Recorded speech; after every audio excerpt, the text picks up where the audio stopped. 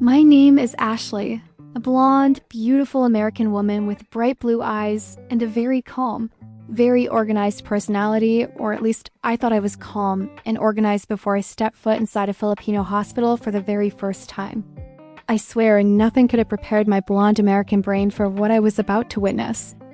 I'm talking about maximum chaos, maximum noise, maximum people, maximum pancit, all inside one hospital room. It all started when my Filipino friend, Jessa, told me her cousin was confined and wanted visitors. Naturally, as a blonde American woman unfamiliar with Filipino culture, I assumed this meant what it means in the US. Maybe two people quietly visiting, bringing a get-well-soon balloon, whispering, and then leaving quickly so the patient can rest. Easy, calm, peaceful.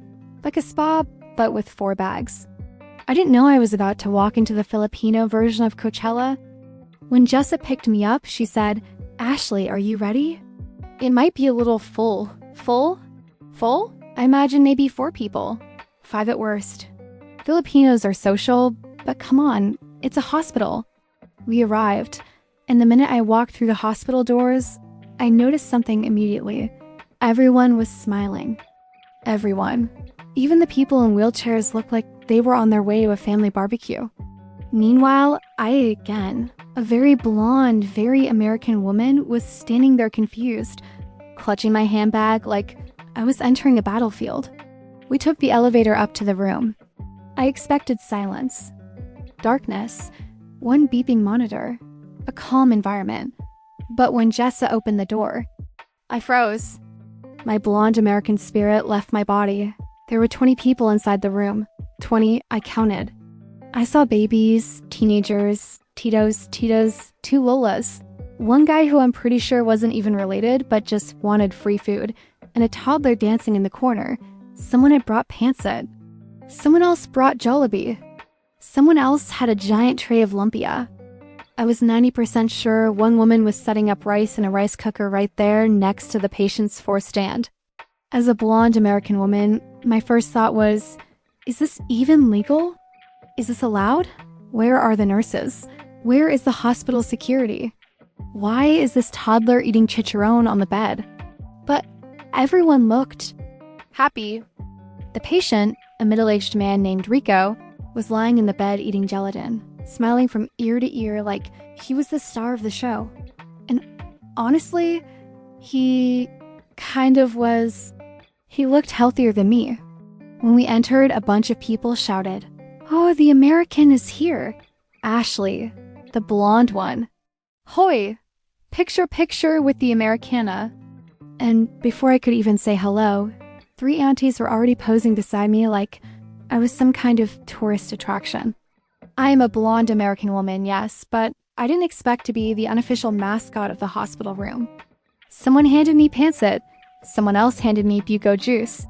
Another person handed me a plate even though we were in a hospital. I whispered to Jessa, "Is it normal to eat here?"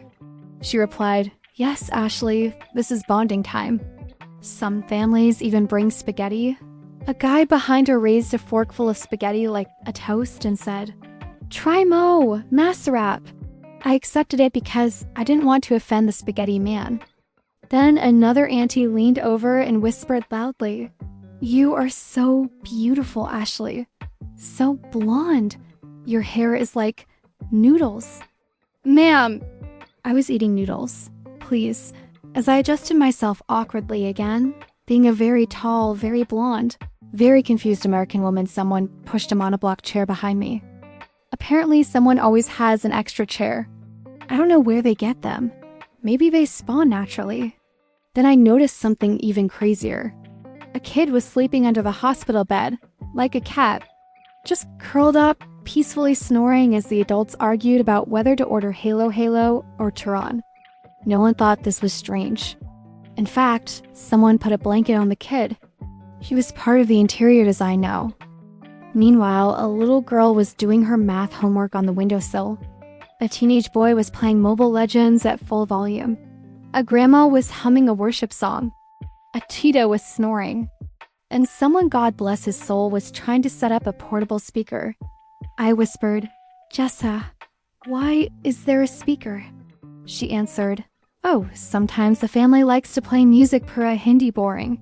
In a hospital. Music? As a blonde American woman with a very sensitive sense of order, I felt my soul melting.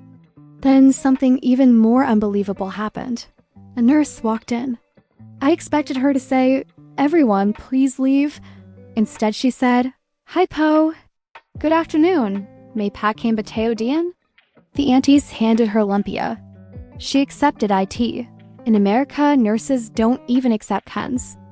This nurse accepted a lumpia the size of my forearm. Then she checked the patient's vitals casually while talking about her love life. At one point, she said, "Sir, your BP is a little high. Puro baka di hill pancit." Then everyone laughed like this was a stand-up comedy show. Meanwhile, I was still trying to process how 20 people fit inside the same room. But then, as the blonde American woman that I am, I tried to sit calmly and observe the Filipino hospital ecosystem. Like National Geographic. If I had a British accent, I would be said, "Here we see the Filipino family in its natural habitat. United, loud, well-fed." Then the door opened again. More people entered. I blinked. Jessa whispered, "Those are cousins from the other side of the family." The other side? How many sides do they have? Suddenly, there were 30 people. I was sandwiched somewhere between 3 aunties and a baby who kept trying to grab my blonde hair like it was a toy. The new cousins also brought more food. Of course they did. They brought pudo, bibingka, fried chicken, a thermos of hot water, and I'm pretty sure I saw a bag of raw chicken, like they were planning to cook it later. Then I looked at the patient. He wasn't suffering at all. In fact, he was having the time of his life. He was laughing so hard he almost pulled his fore out. The family cheered when he managed to stand up for a minute. Someone clapped like he won a beauty pageant. A tita even shouted, "Ay, gumagaling na, praise the Lord." And I thought, this feels less like a hospital visit and more like a family reunion, combined with a fiesta, held inside a small rectangular room with fluorescent lighting. At some point, one auntie insisted I take home food. Take home from a hospital. She shoved a container of pancit into my hands and said, "For you, you are too thin. Eat more." I am not thin. I am a normal-sized blonde American woman, but in the eyes of Filipino aunties, I am apparently a malnourished Barbie. As more hours passed, I noticed something beautiful beneath the chaos. The laughter, the teasing, the jokes, the prayers. The way they all supported each other. The way no one ever felt alone. The way they treated the hospital like a living room because being together was more important than being quiet. In America, when you're sick, you might get a few quiet visitors, and then you sit alone watching TV. In the Philippines, when you're sick, the entire clan shows up like Avengers assembling. They show up with food, jokes, moral support, and emotional damage disguised as teasing. But they show up. As a blonde American woman who grew up in very quiet, very individualistic hospitals, this level of togetherness shocked me at first. But slowly, I started to love it. I watched Rico laugh so hard his IV almost fell out. I watched the aunties argue about which pancit tasted better. I watched the kids playing tag around the bed. I watched Jessa and her cousins take a big family photo, with me in the middle like a giant blonde mascot. And I realized something. Filipinos don't just visit the sick. They make sure the sick person never feels sick.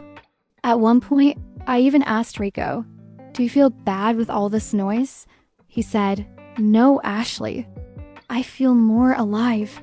That moment touched me so much, I almost cried. But an auntie suddenly shoved a plate of turon in my hands and shouted, "Try mo! Masarap yan!" So, instead of crying, I ate turon. Very effective therapy. By 7 p.m., I finally understood what Filipino hospitals really are. Not medical facilities, but emotional support arenas. Healing environments powered by family, food, laughter, and occasional karaoke. As we left the room, more relatives were arriving. Jessa whispered, "Night shift." There was a night shift of visitors. What in the blonde American universe is happening? As we walked out, I heard one Tito shout, "Sino may cards?" Tong, it's Teo. SIR. That is a hospital. Outside, I took a deep breath. My blonde hair probably smelled like pancit. My soul was tired but happy. My heart was full. My stomach was very full. I looked at Jessa and said, I think that was the most chaotic, most surprising, and most heartwarming thing I've ever experienced in my life. She smiled and replied, Welcome to the Philippines. And honestly, I think I might go back tomorrow. Not for the patient, but for the pancit